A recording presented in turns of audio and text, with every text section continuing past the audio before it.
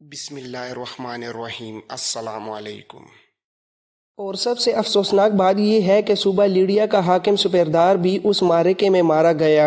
جہاں تک بھائی ممنون کا تعلق ہے تو وہ دریا گرینک کے کنارے سے اپنے بحری بیڑے کی طرف روانہ ہو گئے ہیں، لیکن افسوس اس بات کا ہے کہ مرنے والے تقریباً تمام ایرانی سالاروں نے بھائی کی ہدایت پر عمل نہیں کیا، اور اسی غلطی کی وجہ سے انہیں نہ صرف شکست بلکہ موت کا سامنا بھی کرنا پڑا۔ شہنشاہ داریوش کے حکم کے مطابق دریائے گرینک کے کنارے مہرداد رزاسس اور سپیردار نے یونانیوں کی راہ روکی تھی۔ ان کی سب سے بڑی ذمہ داری یہ تھی کہ کسی بھی صورت یونانی لشکر کو دریائے گرینک عبور نہ کرنے دیا جائے۔ یہ موقع ان تینوں سالاروں کے لیے اپنی جنگی قابلیت اور بہادری دکھانے کا دوسرا بڑا امتحان تھا، کیونکہ اس سے پہلے بھی شہنشاہ نے انہیں حکم دیا تھا کہ وہ اپنے لشکروں کے ساتھ اپنائے دانیال پہنچ جائیں اور یونانیوں کو یورپ سے نکل کر ایشیا میں داخل ہونے سے ہی روک دیں، لیکن بدقسمتی سے یہ تینوں سالار نہ تو آپس میں مکمل اتحاد قائم رکھ سکے اور نہ ہی بروقت ایک جگہ جمع ہو سکے، جس کی وجہ سے ان کی غفلت نے یونانیوں کو موقع دے دیا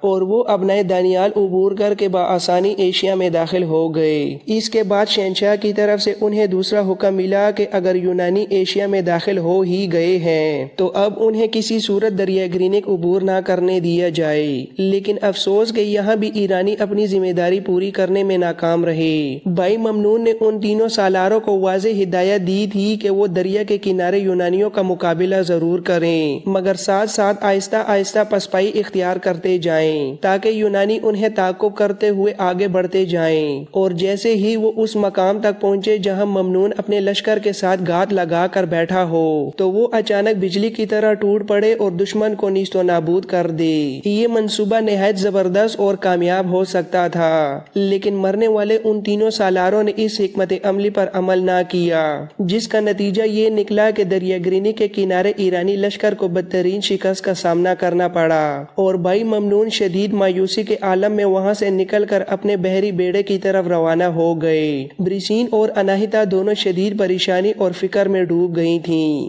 دونوں کچھ لمحوں کے لیے گہری سوچ میں گم ہو گئیں، جیسے آنے والے وقت کا خوف ان کے دلوں پر سایہ کیے ہوئے ہو۔ پھر بریسین نے خاموشی توڑتے ہوئے کریٹیس کو مخاطب کیا، بھائی اب کیا بنے گا؟ کریٹیس نے ایک لمحہ سوچا، اس کے چہرے پر افسردگی اور سنجیدگی صاف جھلک رہی تھی، پھر دھیمے اور بوجھل لہجے میں بریسین کی طرف دیکھتے ہوئے بولا، میری بہن اب یونانی سکندر کی قیادت میں دریا گرینک کو عبور کر چکے ہیں۔ میرے خیال میں اب وہ ایران کے دوسرے علاقوں کی طرف تیزی سے پیش قدمی کریں گے۔ وہ کس سمت کا رخ کرتے ہیں اس بارے میں ابھی تک کوئی واضح خبر موصول نہیں ہوئی، لیکن فی الحال صورتحال یہ ہے کہ ان کی راہ روکنے کے لیے آس پاس کہیں بھی کوئی مضبوط ایرانی لشکر موجود نہیں۔ اب دیکھنا یہ ہے کہ یونانیوں کی اس یلغار کو روکنے کے لیے ہمارا شہنشاہ داریوش کون سا اگلا قدم اٹھاتا ہے۔ یہ کہتے ہوئے کریٹیس آہستہ سے اپنی جگہ سے اٹھ کھڑا ہوا، پھر ایک نظر بریسین کی طرف ڈالی اور سنجیدہ انداز میں بولا، بہن میں یہ خبر آپ تک پہنچانے آیا تھا، اب مجھے اجازت دیں، لیکن جاتے جاتے میں آپ کو یہ بھی بتا دوں کہ اگر ہمارے شہنشاہ داریوش کی طرف سے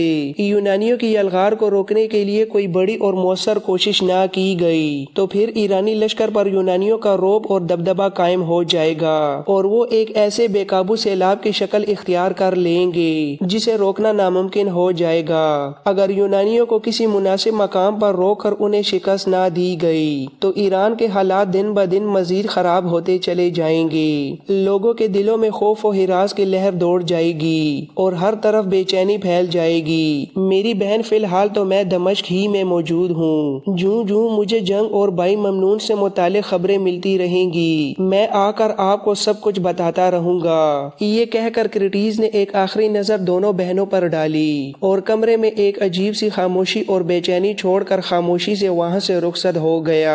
دریائے گرینک کے کنارے لڑی جانے والی جنگ میں ایرانی لشکر کی بدترین شکست اور یونانیوں کی شاندار فتح نے ایشیائی کوچک کے حالات یکسر ایرانیوں کے خلاف کر دیے تھے۔ تمام ایرانی مقبوضہ علاقوں میں خوف خوف و ہراس پھیل گیا تھا۔ گرینیک کی فتح کے بعد سکندر نے اپنی پیش قدمی جاری رکھی اور سارت شہر کی طرف رخ کیا۔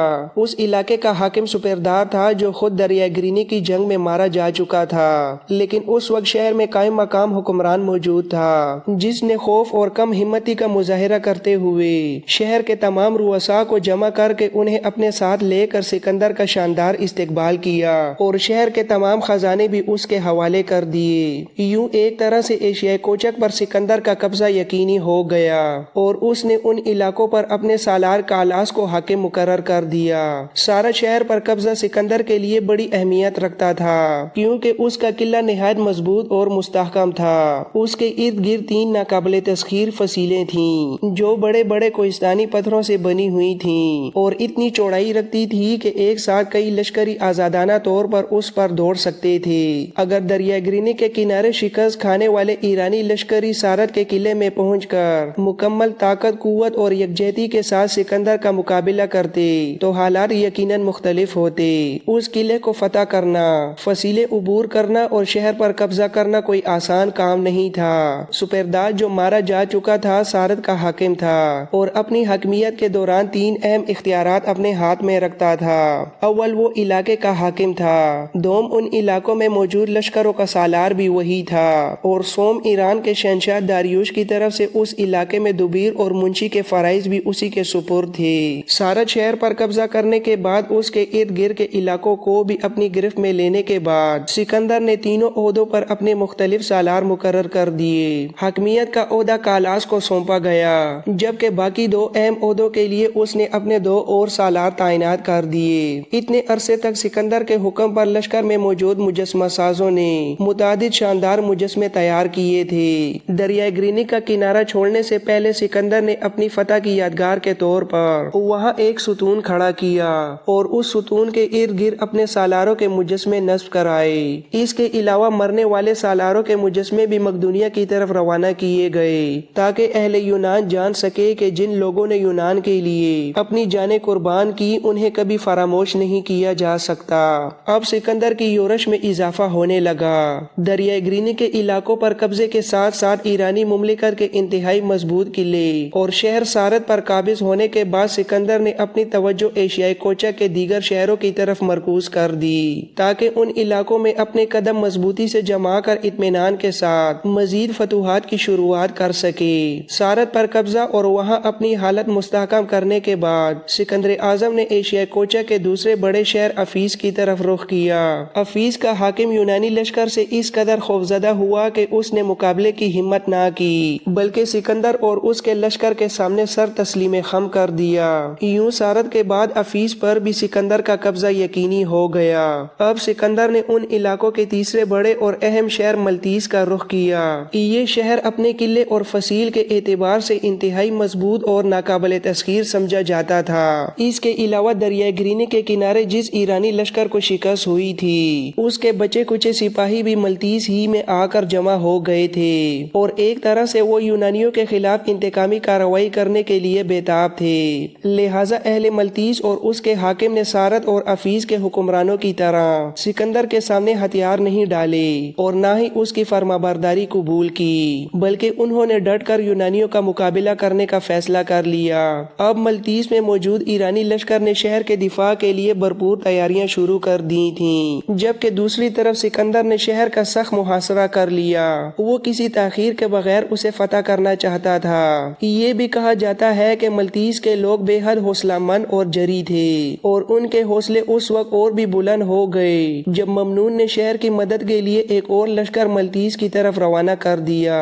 ان علاقوں میں چونکہ اس وقت کوئی بڑا ایرانی سالار موجود نہیں تھا اس لیے ممنون ہی اپنے بحری بیڑے کے ذریعے ان تمام علاقوں پر نظر رکھے ہوئے تھا۔ شہر کے اندر موجود ایرانی سپاہیوں نے یونانیوں کے ابتدائی حملوں کا نہایت بہادری سے مقابلہ کیا لیکن ان کی بدقسمتی یہ تھی کہ شہنشاہ داریوش سوم کی طرف سے انہیں کوئی خاطر خواہ مدد نہ مل سکی جس کی وجہ سے وہ زیادہ دیر تک سکندر کے سامنے ٹھہر نہ سکے۔ آخرکار سکندر نے اپنے قلعہ شکن ہتھیاروں کے ذریعے شہر کی مضبوط دیواروں میں شگاف ڈال دیے اور جوں ہی فصیلوں میں دراڑیں پڑی تو یونانی فوجی ان راستوں سے شہر کے اندر داخل ہو گئے اور پھر شہر کے اندر ایک خوفناک منظر قائم ہو گیا اور قتل و غارت बगावत व लूट मार का सिलसिला शुरू हो गया। जब ये तबाही और लूट मार अपने अंजाम को पहुंची तो जो लोग जिंदा बच गए थे उन्हें कैदी बना लिया गया और बादजा सबका जायजा लिया गया। मल्तीस में काफी तादाद में यूनानी बाशिंदे भी आबाद थे, लिहाजा कैदियों में से जितने यूनानी थे उन्हें आजाद कर दिया गया,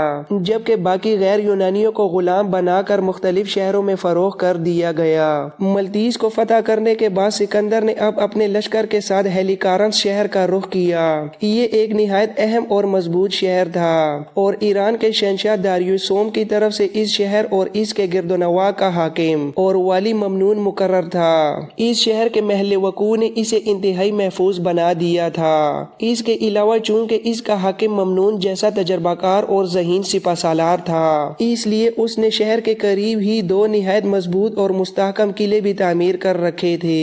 मुअर्रिखीन के मुताबिक हेलिकारंस एक तरह से उन इलाकों का सदर मकाम था जिनका वाली दारियुश की तरफ से ममनून था। ईरान के शहंशाह की तरफ से ममनून के लिए ये एक बहुत बड़ा एजाज था कि वो न सिर्फ ईरान के बहरी बेड़े का अमीरुल बहर था बल्कि उन वसी इलाकों का हाकिम भी था। लिहाजा उसने उन इलाकों को महफूज बनाने के लिए गैर मामूली इकदामात कर रखे थे और यही वजह थी कि हेलिकारंस को फतह करना दूसरे शहरों की तरह हरगिज आसान नहीं था। दूसरी तरफ जब ममनून को ये खबर मिली कि मल्तीस को फतह करने के बाद अब सिकंदर अपने लश्कर के साथ हेलिकारंस की तरफ बढ़ने वाला है, तो वो फौरन अपने बहरी बेड़े से निकला और एक मजबूत लश्कर के साथ शहर की हिफाजत के लिए वहाँ पहुँच गया। ममनून की आमद से जहाँ शहर के लोगों के हौसले बुलंद हुए, वहीं शहर के अंदर मौजूद ईरानी महाफिज फौज का हौसला भी कई गुना बढ़ गया और उन्होंने हर कीमत पर दिफा का अज़म कर लिया।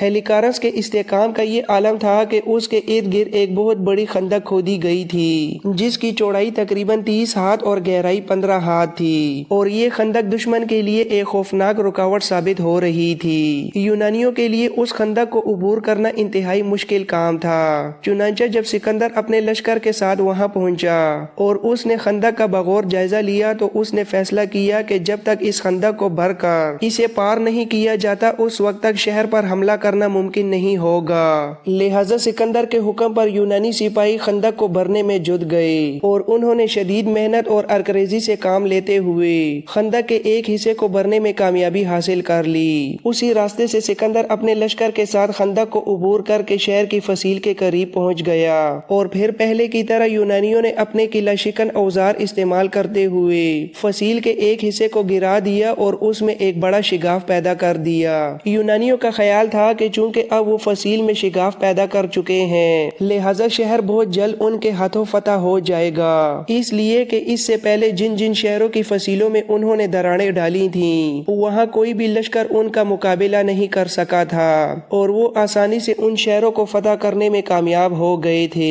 लिहाजा हेलिकारंस के बारे में भी उनका यही गुमान था कि जैसे ही फसील में शिगाफ पड़ा है, ये शहर अब उनकी मुट्ठी में आ चुका है। लेकिन हेलिकारंस में ममनून मौजूद था, जो जंगी हिकमत अमली और लड़ाई के वसी तजर्बे का मालिक था। चुनांचे जब यूनानी सिपाही फसील के गिरे हुए हिस्से से शहर में दाखिल होने लगे तो ममनून ने ऐसी जबरदस्त जवामर्दी और हैरानकुन जुर्रत के साथ उनका मुकाबला किया कि उन्हें एक कदम भी आगे ना बढ़ने दिया। इस तरह पूरा दिन यूनानियों और ईरानियों के दरमियान एक होलनाक और खुनरेज जंग जारी रही। यूनानी बार बार कोशिश करते रहे कि किसी तरह शहर के अंदर घुस जाएं, जबकि ईरानी हर कीमत पर उन्हें पीछे धकेलने और तबाह करने के लिए डटे रहे।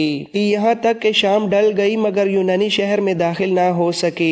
सिकंदर ने जब ये सूरत हाल देखी तो उसने वक्ती तौर पर जंग रोक दी और एक नई हिकमत अमली के तहत शहर को फतह करने के लिए लकड़ी के निहायत ऊंचे और मजबूत बुर्ज बनवाना शुरू कर दिए ताकि उनके जरिए फसील पर चढ़कर शहर के अंदर दाखिल हुआ जा सके। जब रात छाई तो ममनून ने एक निहायत अहम और जुर्रतमंदाना फैसला किया। उसने अपने सालारों से मशवरा करके तय किया कि शहर के अंदर बैठकर दिफा करने की बजाय बाहर निकलकर यूनानियों पर अचानक शबखून मारा जाए। चुनांचा वो अपने मुंतखब लश्कर के साथ खामोशी से निकला और यूनानियों पर टूट पड़ा। सबसे पहले उसने उन लकड़ी के बुलंद बुर्जों को आग लगाई जो यूनानियों ने बड़ी मेहनत से तैयार किए थे और साथ में यूनानी फौज पर एक शदीद और अचानक हमला भी कर दिया। अगरचे इब्तिदा में यूनानी बौखला गए मगर जल्द ही संभल कर उठ खड़े हुए और रात के अंधेरे में एक बार फिर दोनों फौजों के दरमियान जबरदस्त और खूनी लड़ाई छिड़ गई। جس میں دونوں طرف سے بے شمار سپاہی مارے گئے اور زمین خون سے بھیگ گئی۔ آخرکار ممنون شب خون کی کارروائی مکمل کر کے اپنے بچے کچے لشکر کے ساتھ واپس شہر میں داخل ہوا اور حالات کا بغور جائزہ لینے کے بعد یہ اندازہ لگایا کہ چونکہ شہنشاہ داریوش کی طرف سے اسے کوئی خاص کمک یا مضبوط فوجی مدد نہیں مل رہی، اس لیے وہ زیادہ دیر تک یونانی لشکر کے سامنے اس شہر کا دفاع نہیں کر سکے گا۔ چنانچہ اس نے ایک سخت مگر ضروری فیصلہ کیا کہ شہر کو آگ لگا دی جائے اور وہ خود اپنے لشکر کو لے کر ہیلیکارنس کے قریب موجود ان دو مضبوط اور محفوظ قلعوں میں منتقل ہو جائے جہاں سے وہ مزید مزاحمت جاری رکھ سکے۔ یہ فیصلہ کرنے کے بعد ممنون نے ہیلیکارنس کو آگ لگا دی اور اپنے بچے کچے لشکر کو لے کر ان دونوں مضبوط قلعوں میں منتقل ہو گیا۔